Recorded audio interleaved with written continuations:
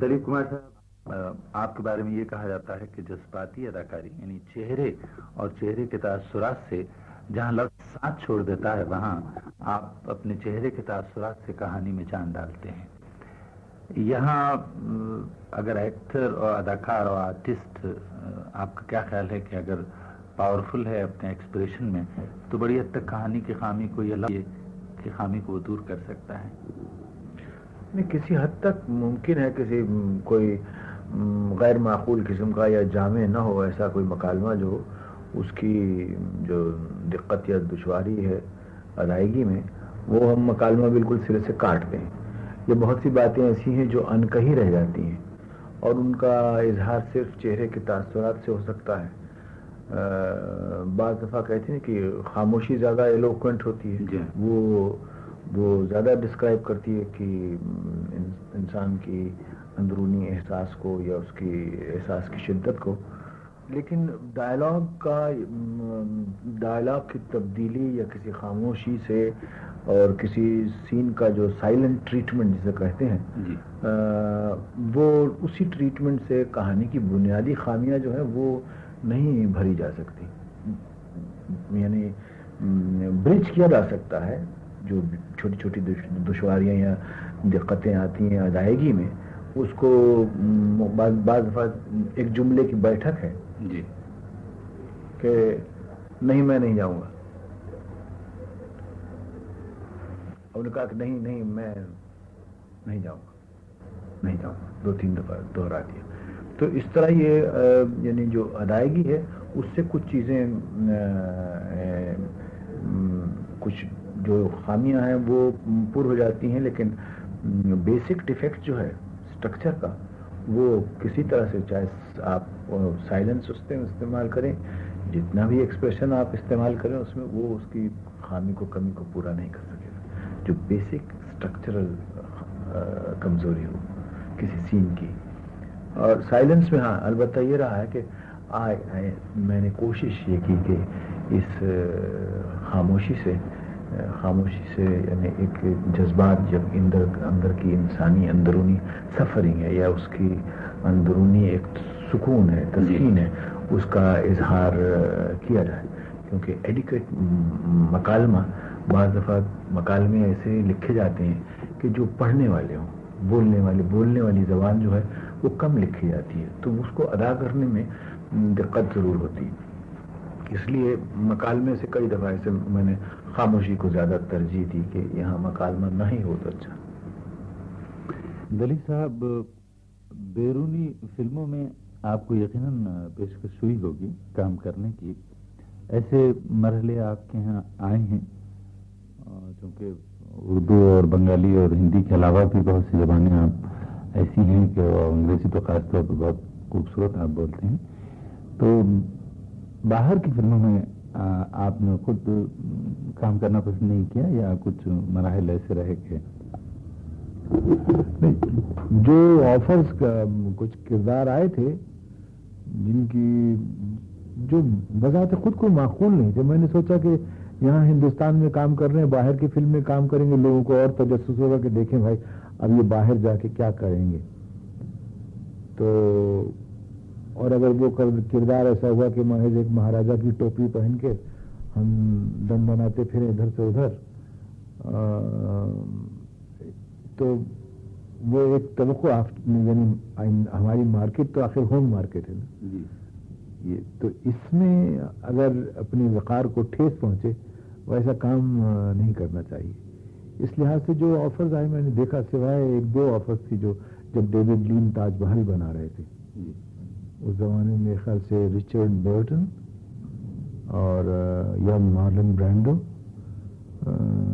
کی تجویز تھی کہ وہ اور الزبتھ ٹیلر وہ تاج محل کا کیریکٹر کریں گے، اور یہ جس نے کہ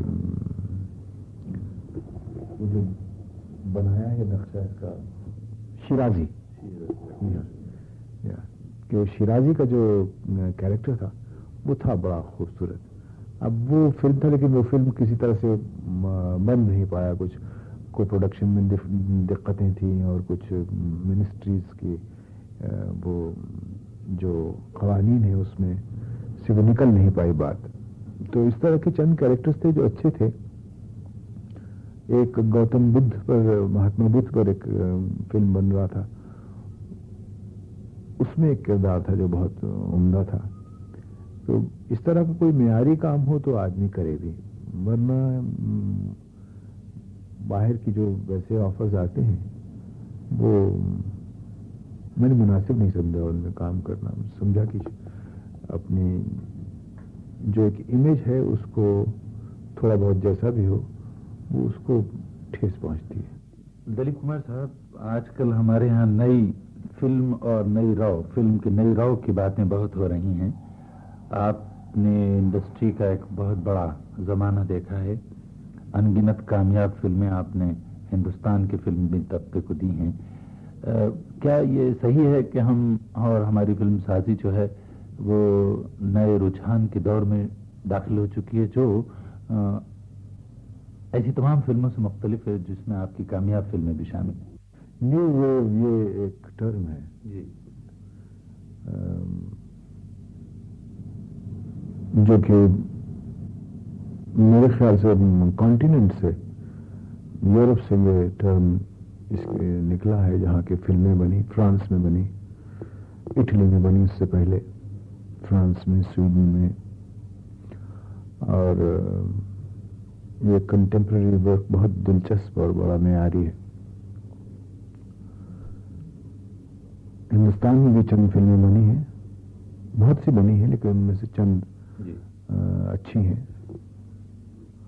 اور باقی صرف یہ کہ نیو ویو کا چھاپ لگا کے یہ کہنا کہ ہر فلم اس سٹائل کی یا اس ایڈیم میں بنی ہوئی اچھی ہوگی، یہ ضروری نہیں.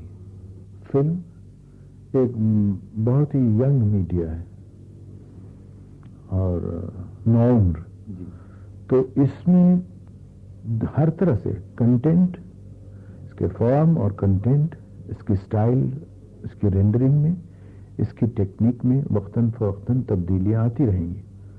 اور یہ اسی سلسلے کا ایک فیز ہے. اس فیز میں ایک چیز جو ہم کو مد نظر رکھنی چاہیے وہ یہ کہ اکثر ہم لوگ ایپ کرنا شروع کر دیتے ہیں، نقالی شروع کر دیتے ہیں. اینٹونیونی کا نام سنا، اس کی کچھ فلمیں دیکھی ہیں، تروفوں کی دیکھی ہیں، برگمن کی دیکھی، اور فیلینی کا نام لے کر کچھ کاروبار شروع کر دیا بغیر یہ سوچے سمجھے کہ جن لوگوں کے لیے یہ ہم فلمیں بنا رہے ہیں یہ ماس میڈیا ہے، یہ کچھ سلیکٹڈ چند آدمیوں کا نہیں ہے، یہ ماس میڈیا ہے. ہمارے ملک میں ہم کہتے ہیں سڑکیں بنے عوام کے لیے، گھر بنے، زراعت میں جو تجویزیں پیش کی جا رہی ہیں یا جو کچھ بھی ہو رہا ہے وہ عوام کے لیے، کامن مین کے لیے. کامن مین کہاں تک پرسیو کر سکتا ہے، اس نیو ویو کو یہ بھی خیال رہنا چاہیے کہ وہ اس کی دسترس و سمجھ سے باہر بات نہ ہو. یہ نہ ہو کہ ہم ایک کسان پہ فلم بنا رہے ہیں اور وہ کسان ہی ہمارے آڈیٹوریم میں نہیں ہے. پکچر جب ریلیز ہوتی ہے تو آپ بیٹھے ہیں، ہمارے شمیم صاحب بیٹھے ہوئے ہیں، اور اسی طرح سے موٹروں پر کالر ٹائی لگا کے بہت سے لوگ آئے ہوئے دیکھ رہے ہیں، آپس میں ہم تعریف کر رہے ہیں. لیکن جس آدمی کے لیے فلم بنایا گیا اور جس پر فلم بنایا گیا وہ آڈیٹوریم میں نہیں آیا. اس کا مطلب یہ نہیں ہے کہ جو ایکیڈیمک اور ایستھیٹک جو ایکسپیریمنٹ ہیں وہ بند کر دیے جائیں، نہیں، بلکہ وہ اور زیادہ ہوں. یہ جو پیرلل سنیما جس کو ہم کہتے ہیں،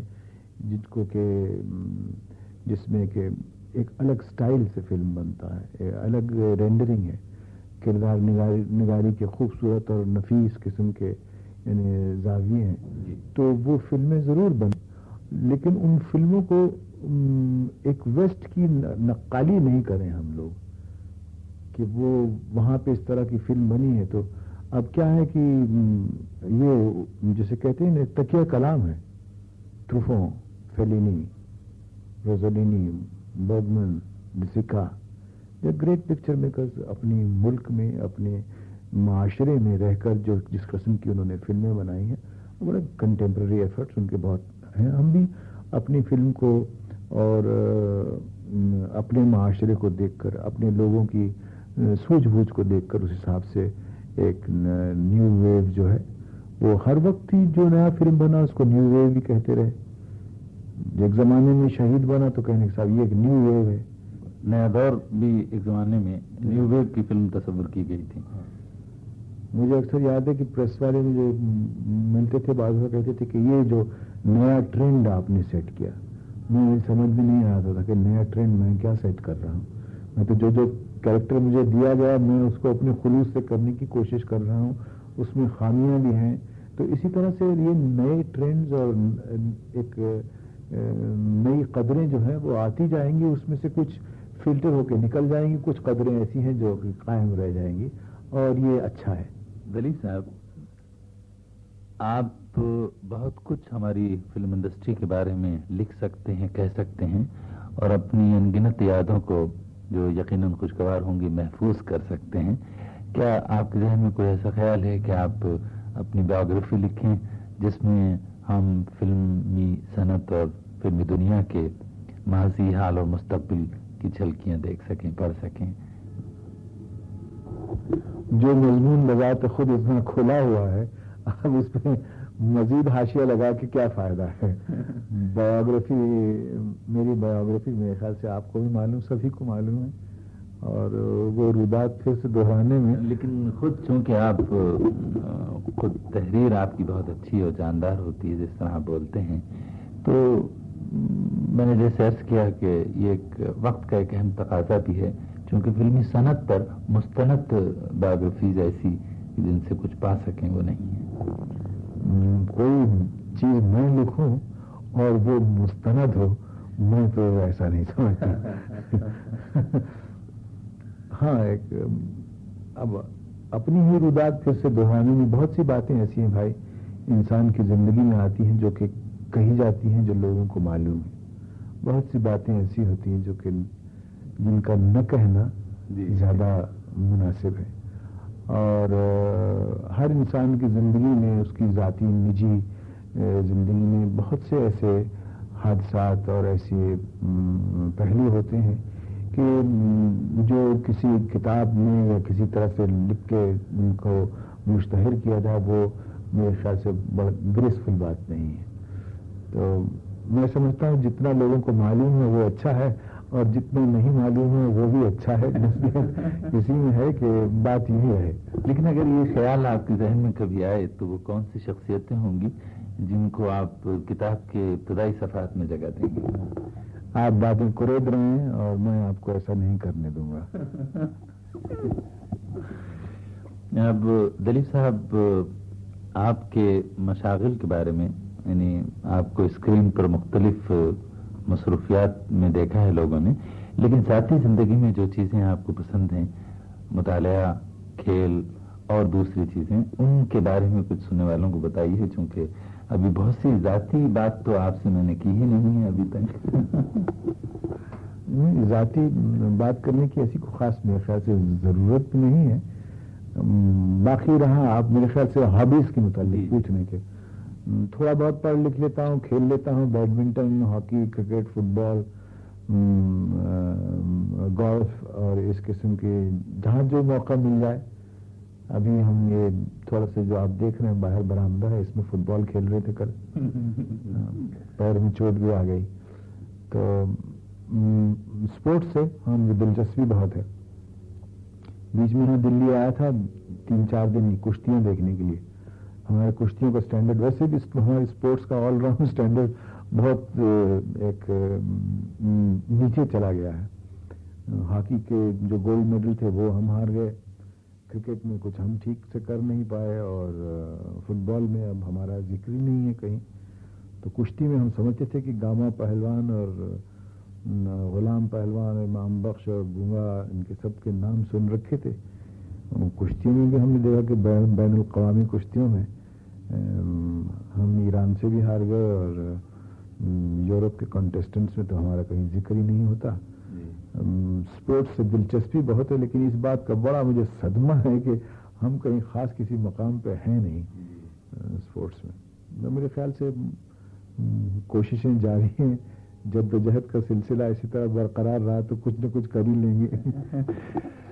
دلیپ کمار صاحب، کھیل سے آپ کی دلچسپی تو ہمارے سبھی سننے والوں کے علم میں ہوگی، اور ابھی آپ نے اس کا تذکرہ بھی کیا ہے، اور یہاں تک معلومات ہیں ہماری کہ اسٹوڈیو میں بھی آپ کھیلتے رہے ہیں. ہاں، وہ اسٹوڈیو میں ہم کہیں وہیں وکٹس لگا دیتے ہیں، کرسی کو وکٹ بنا لیا، کچھ ٹینس کی گیند سے بولنگ شروع کر دی. ایک زمانے میں تو ہمارے پاکستان کے بہت مشہور جو کھلاڑی تھے وہ اکثر آیا کرتے تھے وہاں پہ، فضل محمود اور ہاں اور امتیاز، اور کافی سارے اور پلیئر تھے. محمد خان محمد ان کے ایک فاسٹ بولر تھے. کھیلا کرتے تھے ہم لوگ، کبھی کبھی موقع مل جاتا تو ایک آدھ میچ کھیل لیا. ادھر میرے خیال سے پاکستان ایگلٹس کی کوئی ٹیم جا رہی تھی اسلام جم خانہ پر، امتیاز وغیرہ سب تھے. وہاں پہ مجھے 4-5 وکٹس بھی مل گئی. تو لطف آتا ہے، اور کیا ہے کہ کوئی نہ کوئی یعنی اس طرح کا سلسلہ رہے تو انسان کو اپنے جسم میں ایک توانائی اور ذہن کے لیے ایک چینج ملتا ہے. اور پھر کیا ہے کہ بہت سیریس کام کرتے کرتے وہ تھوڑی بہت ایک دلچسپی اور دل بستگی کا سامان ہو جاتا ہے. دلی صاحب، آپ نے بہت سے کردار ادا کیے ہیں اسکرین پر، ان گنت اور مختلف ٹائپ کے، جس میں جذباتی کردار بھی ہیں اور اسٹک کردار بھی ہیں، اور ایسے کردار بھی ہیں جو بڑے شوق اور چنچل ہیں. آزاد میں جیسے آپ کا کردار تھا، آپ کے ذہن میں کوئی ایسا کردار جس کو آپ اسکرین پہ جینا چاہتے ہوں، خواہش ہو آپ کی کہ وہ کردار ابھی تک آپ کو نہیں ملا؟ ہاں، چند ہوتے ہیں ایسے مخصوص قسم کی پرسنالٹی، جیسے کہ اب ایک بابا جان میں ایک سائیکولوجیکل پیشنٹ سمجھیے کہ جہاں اس کا ذہن بالکل نارمل ہے، اور بیٹھے بیٹھے اچانک وہ ایک تخیلی دنیا میں چلا جاتا ہے اور اپنے تئیں محسوس کرتا ہے کہ بڑے خطرے میں ہے، اور یہ تمام لوگ جو آس پاس ہیں وہ ایک خدشہ ہیں، وہ کا باعث ہیں، اور ری ایکٹ کرنا شروع کرتا ہے. بات کرتے کرتے وہ کہیں اور، جیسے کہ کوئی آدمی نیم پاگل ہو، اور اس طرح کی باتیں کرتے کرتے اچانک پھر وہ ریئلٹی میں آ جاتا ہے. اس طرح کی جو ڈیمانڈز ہوتی ہیں، یعنی خوبصورت موقع ہے کسی ایکٹر کے لیے اس قسم کی رول پر یا اس قسم کے کردار پر کام کرنا. اور ایک مجھے اسکول ماسٹر کا بہت شوق ہے، ہاں، کہ اسکول ماسٹر کا کوئی اچھا رول ہو جو کیا جائے. کچھ اور بھی معیاری کیریکٹرز ہیں، جیسے کہ خوشحال خان خٹک اور چانکیہ، یہ اس قسم کے کلاسیکی کردار. یہ وودرنگ ہائٹ کے بارے میں کہا جاتا ہے کہ وہ ناول آپ کو غیر معمولی طور پر پسند ہے، اور مختلف فلمیں ویسے بنی بھی ہیں، لیکن غالباً آپ مطمئن نہیں ہو پائے ہیں. نہ، وودرنگ ہائٹس بہت دفعہ لوگوں نے تباہ آزمائی بہت کی اس پر. وودرنگ ہائٹس کا ہاں ایک زمانے میں شوق تھا، لیکن بہت سی فلمیں ہندوستانی ایسی بن چکی ہیں، ان میں سے ایک آدھ دو میں تو میں نے ہی کام کیا جو کہ وودرنگ ہائٹ سے ہی یعنی مضمون جو تھا ان کا مستعار تھا، لیا گیا تھا. اب جیسے کہ سرت چندر چیٹرجی کے، سرت بابو کے کچھ ناولز ہیں، ان کے کچھ کردار ہیں. بڑی دیدی میں جو کیریکٹر ہے، پھر شریکانت ہے جی، یہ چند کیریکٹرز ہیں جو زمین سے بہت قریب، یعنی مٹی کی مہک جن میں ہو، وہ کیریکٹرز. اور یا پھر ایک آدھ فلیمبوائنٹ کیریکٹر کرنے کا مجھے بڑا شوق رہا، جو سب ہیرو کرتے ہیں، سوٹ ووٹ پہن کے خوب ذرا ٹپ ٹاپ کر کے، کوئی اچھا سا فلم اور اچھی سی کہانی ہو، لیکن کوئی معقول کہانی نہیں ملتی. اب کیا کرے، کہانی کو ڈھونڈیں کہاں سے؟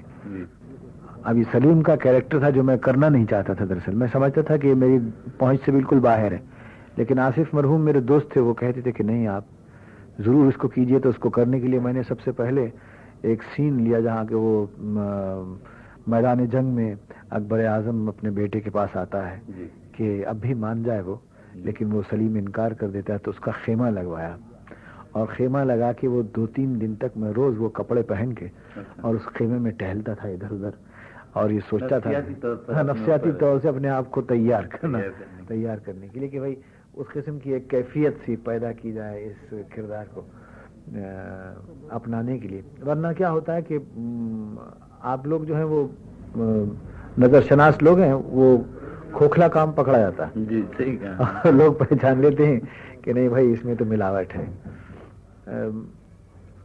وہی صداقت پیدا کرنے کے لیے یہ جو جتن ہیں بڑے دلچسپ بھی ہیں اور دقت طلب بھی. جی کوئی ایسا منظر کہ وہ فلمایا جا رہا ہو, اس میں کوئی ایسی بات, آپ کا کوئی ایسا تجربہ کسی سین کو فلماتے ہوئے آپ کے ذہن میں رہ گیا ہو ایک آرٹسٹ کے طور پر, جس کو آپ اپنا تجربہ کہہ سکیں, یا یہ کہ کوئی مشکل آزمائش تھی جس سے آپ نے بڑی خوبی کے ساتھ پورا کر لیا؟ پورا کرنے کا احساس تو بہت کم ہوتا ہے, ہمیشہ ایسے لگتا ہے بات ادھوری رہ گئی اور ابھی بنی نہیں تھی کہ بات ختم ہو گئی. یعنی پھر وہ کہتے نا بھائی کہ کچھ تو ہوتے ہیں محبت میں جنوں کے آثار, اور کچھ لوگ بھی دیوانہ بنا دیتے ہیں, اور کچھ لوگ بھی دیوانہ بنا دیتے ہیں. آپ نے شعر پڑھا دلی صاحب. تو وہ کیفیت ہوتی کہ خود اپنے آپ کی خبر نہیں ہوتی اس وقت کام کرتے وقت, اور کچھ آس پاس کے لوگ جو ہیں وہ ایک ماحول. میرے ساتھ مجھے کام کرنے کا دراصل جو اتفاق ہوا, ڈائریکٹر ہیں مختلف, جیسے نتن بابو تھے مرحوم, نہیں آصف مرحوم.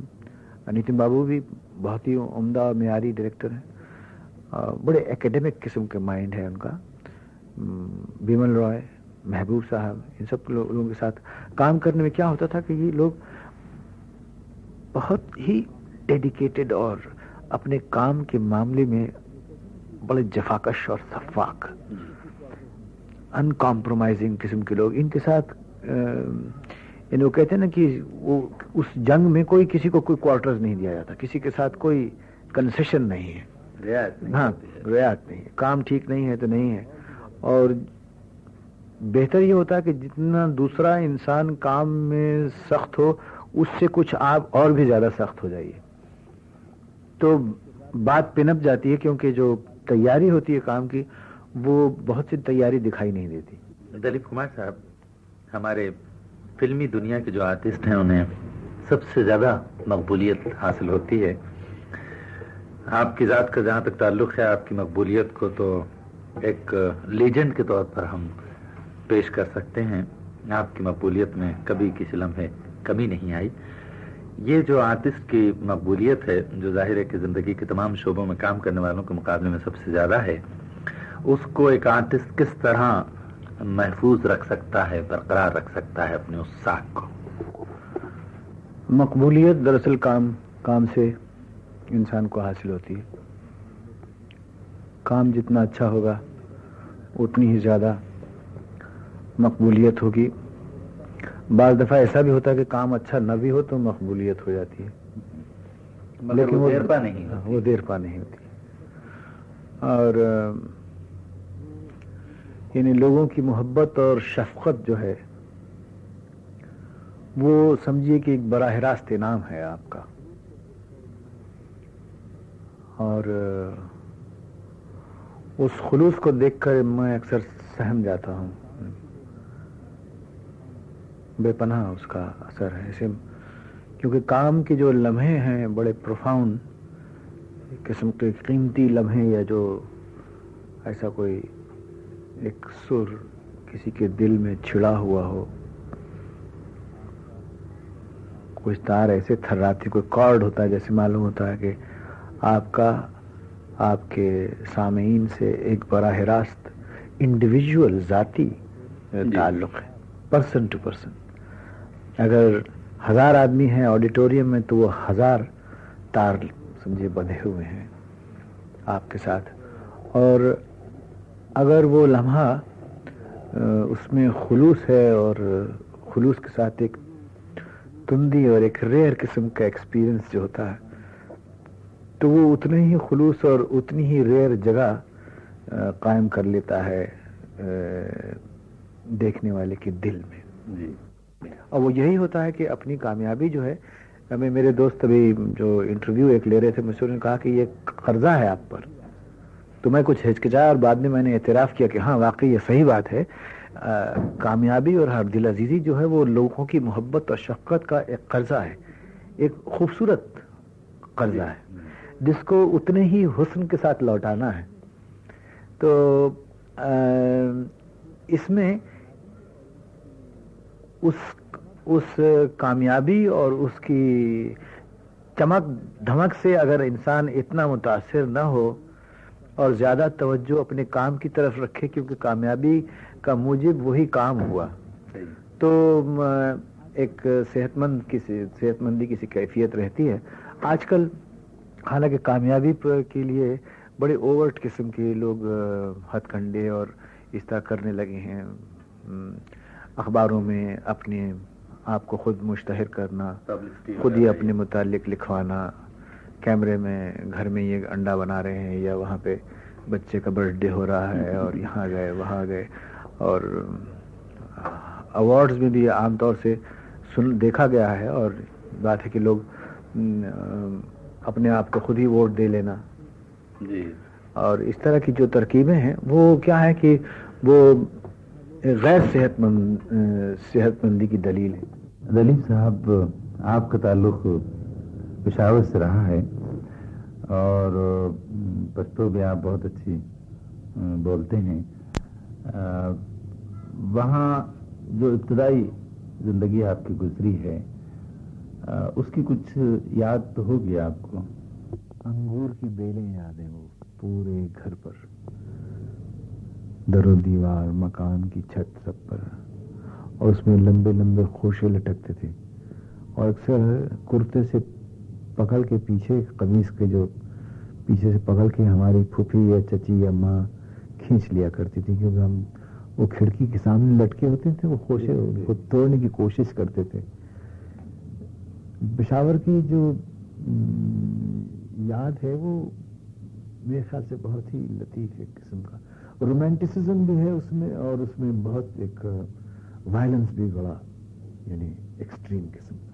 وہاں محبت اور شفقت بھی اتنی ہی تند اور تیز ہوتی جتنا کہ غصہ اور رقابت. آپ کو جانے کا موقع ملا کبھی پشاور دوبارہ اپنے شہر دیکھنے کا؟ اپنے پارٹیشن کے بعد تو پھر ہم وہاں جا نہیں پائے, پھر تو صرف یہ ذکر اسی کا بات ہی بات رہ گئی, یادیں ہیں, اب دیکھا نہیں جا کے وہاں. بہت بہت شکریہ دلیپ کمار صاحب کہ آپ نے اپنا قیمتی وقت دیا اور سرخرو کیا ہمیں سننے والوں کے سامنے. پھر ایک بار آپ کا بہت بہت شکریہ.